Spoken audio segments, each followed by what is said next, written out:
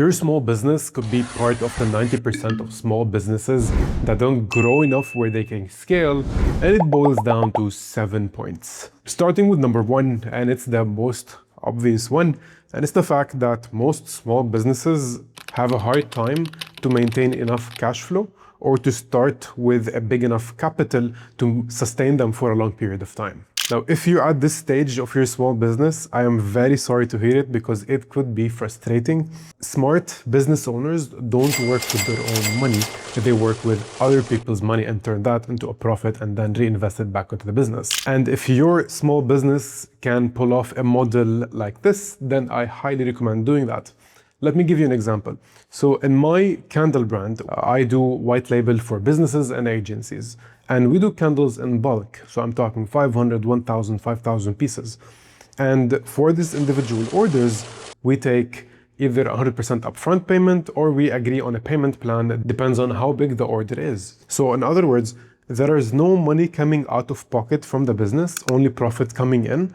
And this profit is only reinvested back into the business to help it scale faster. Anyways, now onto the second reason of why 90% of small business owners quit.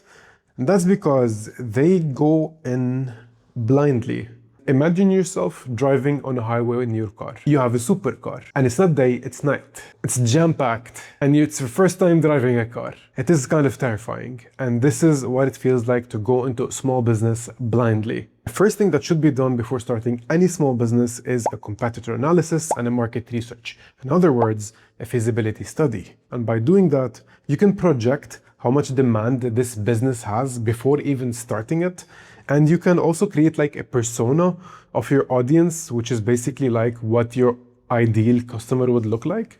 And this is why feasibility study is very important. But this video is not about feasibility studies. But if this topic is of interest to you, please leave it down in the comments. I will definitely be creating a video about this topic. Now, the feasibility study is indirectly related to the third reason. And that's that the small business owners that quit, they don't understand their customers' problems. The core of any business is to basically offer a solution to a problem that a customer is willing to pay money for. If you, as a small business owner, don't understand the core problem that your ideal customer is facing and how to solve that problem for them, then you have a fundamental issue. If you're marketing to an audience who is working on being on a diet and your product contains a boatload of sugar, well, we both know how this will end up. Their problem is that they want to lose weight and you're giving them the opposite. If the pain points of a business's customers isn't part of the core values of the business, then you will have no customers to begin with. You'll just end up with wrong marketing and wrong pricing, which is basically selling a product that has a high load of sugar to people who are working on a diet at a price that someone who's working on a diet would pay for. Speaking of marketing, this is the fourth reason as to why 90% of small business owners quit. They don't do any. They think that their product is enough to send them to unforeseen heights, but that's not the case. If you have the best smoothie in town, I'm talking like next level, very tasty, very sweet, but you don't have enough eyes to see it, then you just have a cold, sugary drink inside a plastic cup.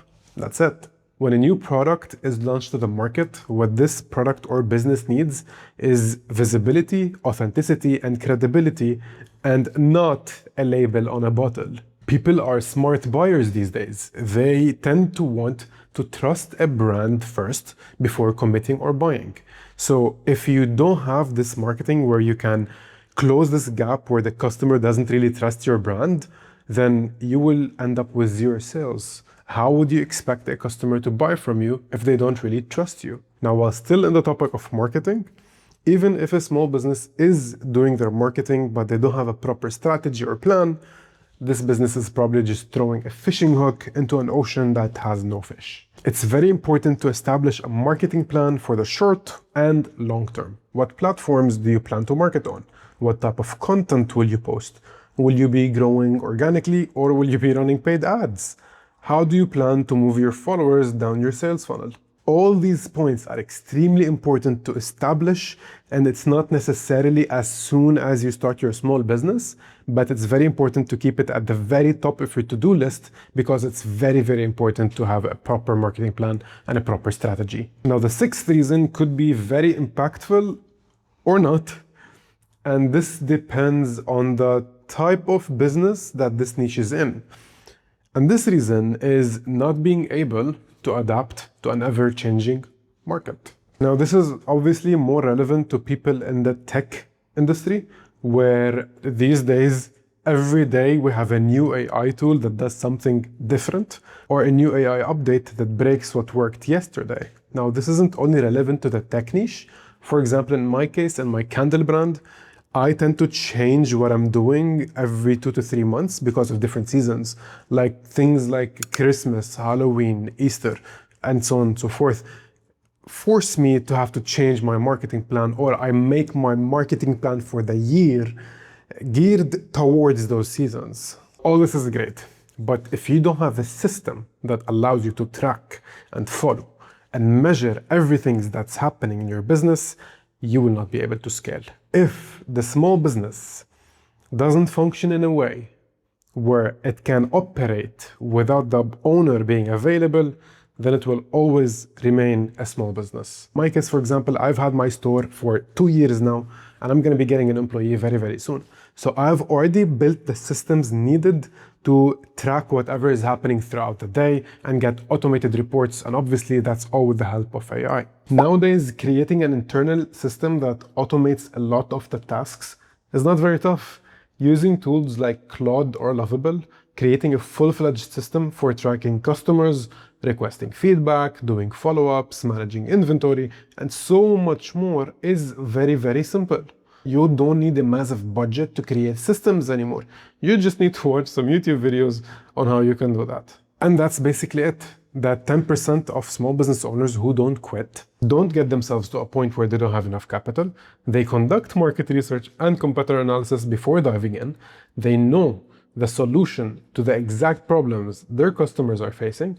They understand that the product is 10% of the business and 90% is marketing. They know that random marketing doesn't really work. You need a strategy and a plan. They know that they have to adapt to constant change, and in fact, they embrace it. And they know that they have to build systems in preparation for scaling. If your business is facing any of these problems, I would highly recommend not to quit. There's always light at the end of the tunnel. Anyways, that's it for today's video. Thank you so much for watching. I'll see you in the next one. Bye-bye.